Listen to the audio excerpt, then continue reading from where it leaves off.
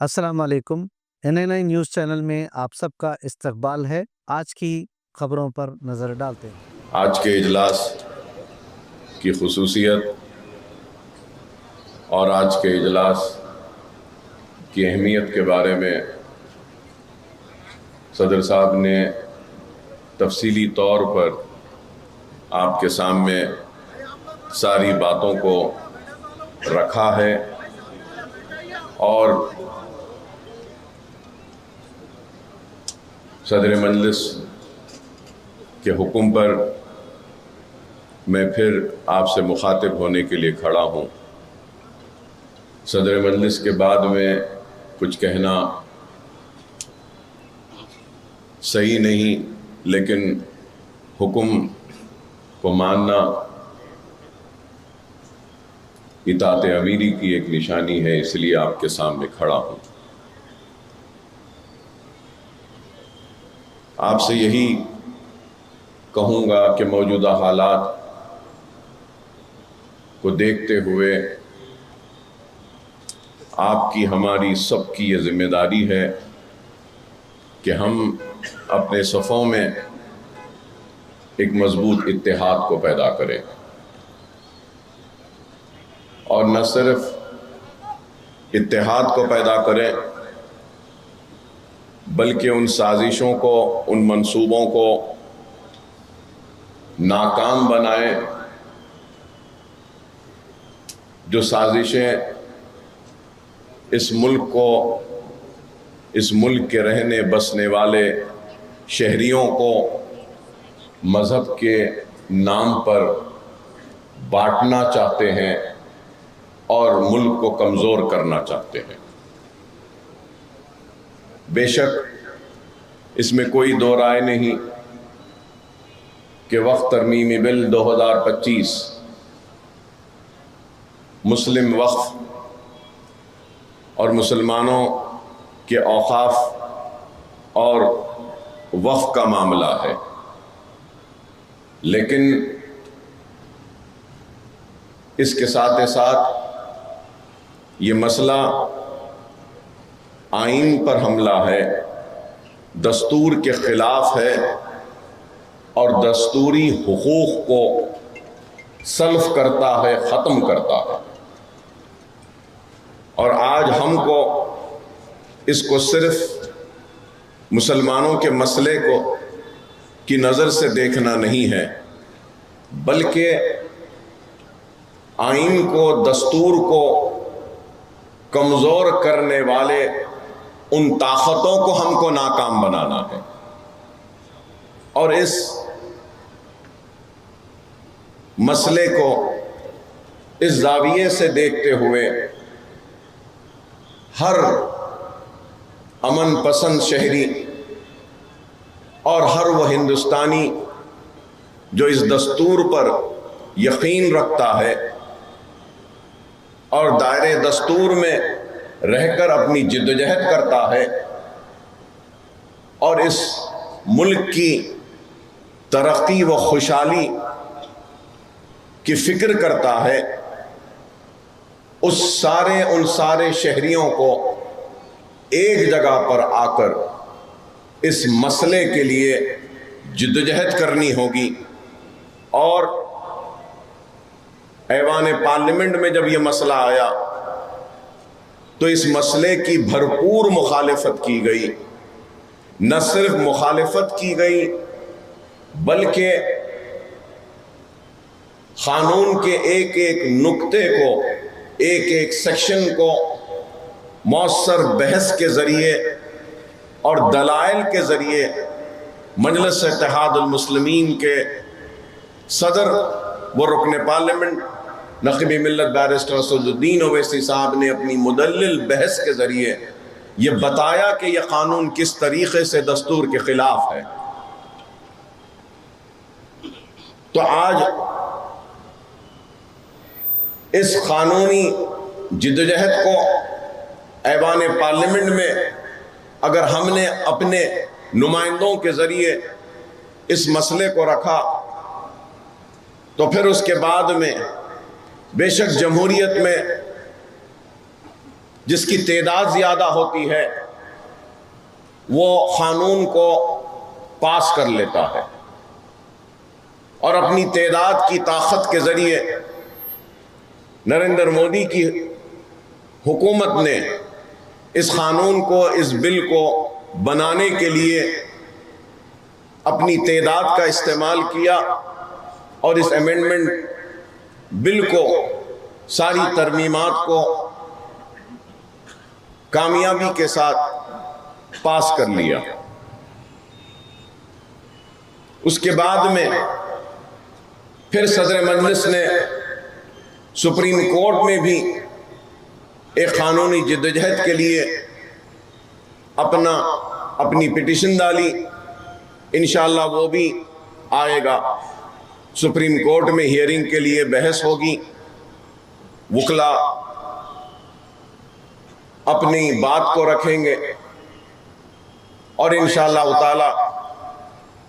Supreme court, ضرور ہمیں یقین ہے کہ دستور کے خلاف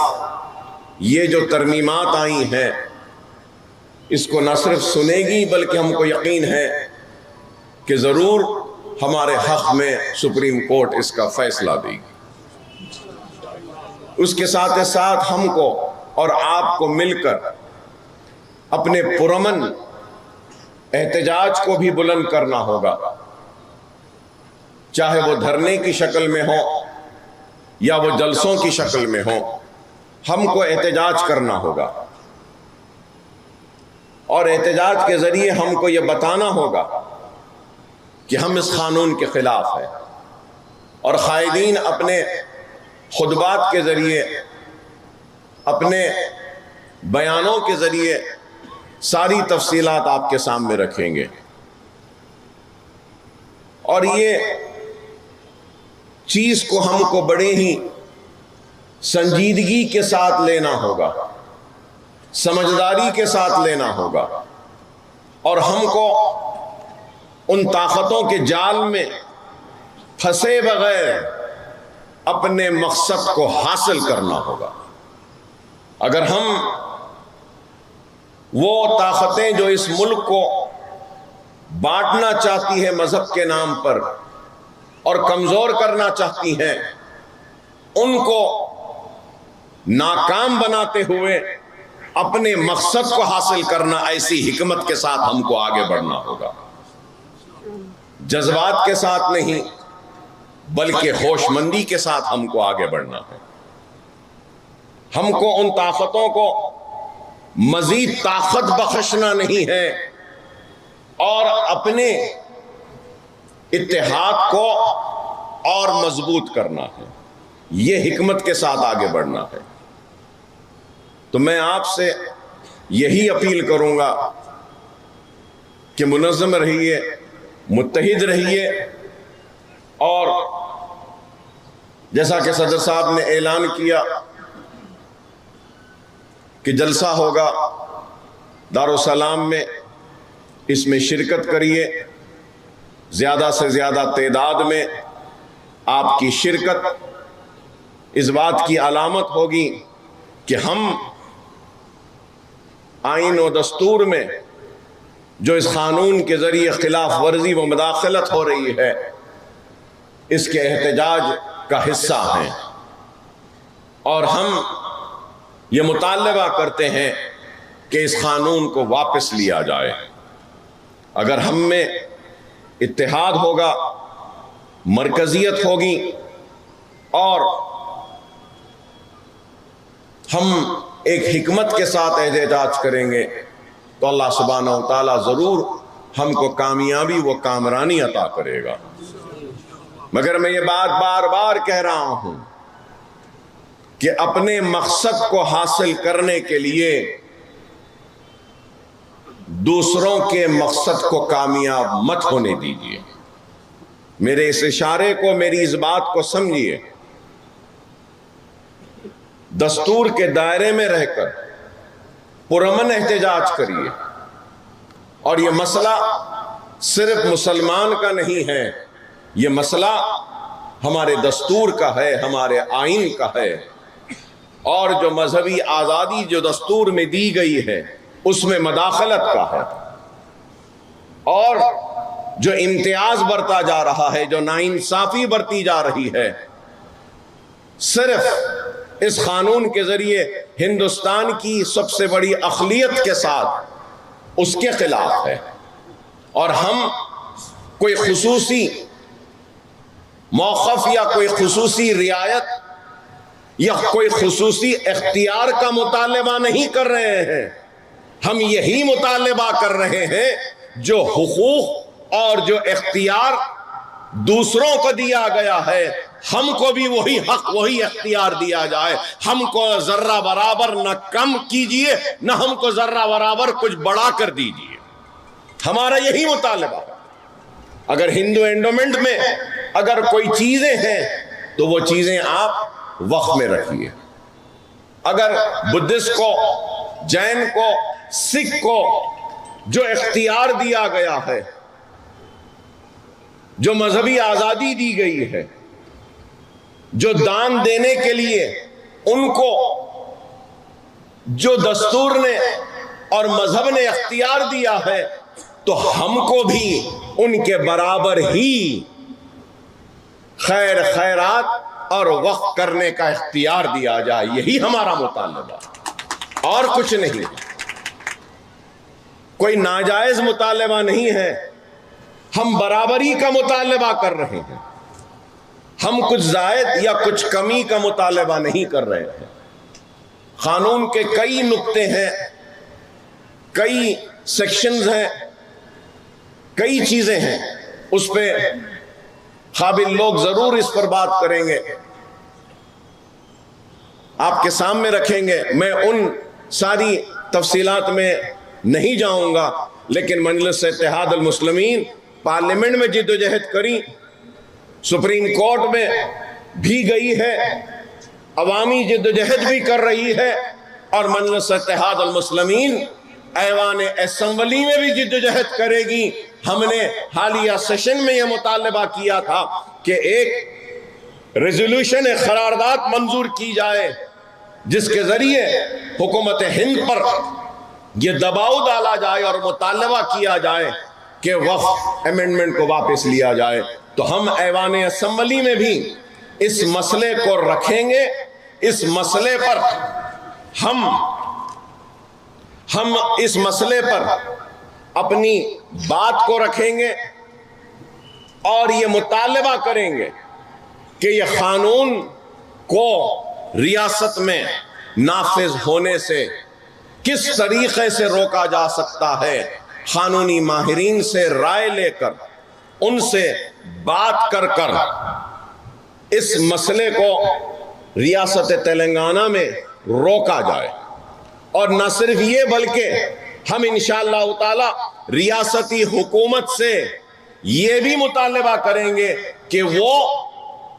ریاستی حکومت تلنگانہ سپریم کورٹ میں اس امینڈمنٹ کے خلاف جائے اور ریاست کی عوام کا اور مسلمانوں کے جذبات کا لحاظ کرتے ہوئے جس طریقے سے بیرسٹر اسد الدین اویسی صاحب نے سپریم کورٹ میں مقدمہ دائر کیا ہے، ویسی تلنگانہ ریاست بھی جائے۔ یہ بھی ہم مطالبہ کریں گے۔ تو بہرحال میں آپ تمام سے یہی کہوں گا کہ فکر کیجئے، اور اگر آج ہم بیدار نہیں ہوں گے تو کئی عبادت گاہیں، کئی مساجدیں، کئی خانقاہیں، کئی درگاہیں، کئی قبرستانیں آج غیر محفوظ ہو جائیں گی۔ خدا را اس بات کو سمجھو اور اپنے جذبات کو قابو میں رکھو، ہوش مندی کے ساتھ آگے بڑھو، سمجھداری کے ساتھ آگے بڑھو، دائرے دستور میں رہتے ہوئے جدوجہد کرو۔ کئی مساجدیں ہیں، کئی قبرستانیں ہیں، آج ان کا تحفظ ہم کو کرنا ہوگا۔ آج ہمارے آبا و اجداد جس سرزمین میں، جس زمین میں دفن ہیں، آج ہم کو ان قبرستانوں کو، ان عبادت گاہوں کو، ان خانقاہوں کو اور ہمارے مساجدوں کو، عبادت گاہوں کو آج بچانا ہے۔ تو بڑی سمجھداری کے ساتھ، دور اندیشی کے ساتھ ہم کو ایک ہو کر جدوجہد کرنی ہوگی. میں امید کرتا ہوں کہ آپ تمام جلسے میں شرکت کریں گے اور جلسے کو کامیاب کریں گے. نہ صرف جلسے میں شرکت کریں گے، جلسے کو کامیاب کریں گے، بلکہ اس کے بعد بھی جو بھی لاہ عمل مسلم پرسنل لا بورڈ طے کرے گا، انشاءاللہ تعالی آپ ہم سب مل کر کھاندے سے کھاندہ لگا کر جدوجہد کریں گے اور اس قانون کے خلاف قانونی لڑائی دائرے دستور میں رہتے ہوئے لڑیں گے.